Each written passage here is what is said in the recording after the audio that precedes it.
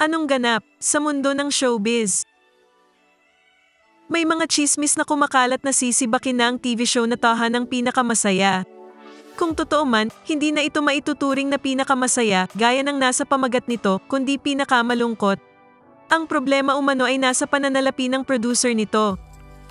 Ang Tape Inc. ng mga halos-hos ang namumuhunan sa TV, ang mga taong nagpasimula ng Itbulaga 4 na dekada na ang nakalilipas.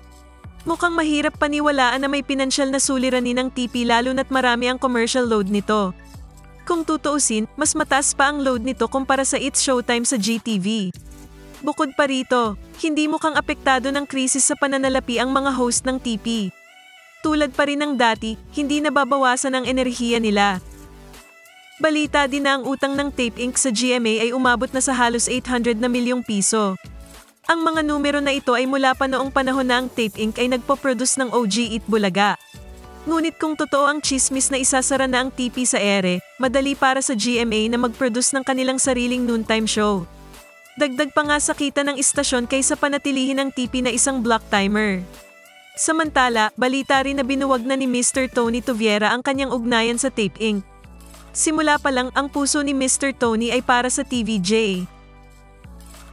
Kung nagustuhan mo ang content na ito, huwag kalimutang mag-subscribe at i-click ang share, like, at i-comment ang inyong opinyon.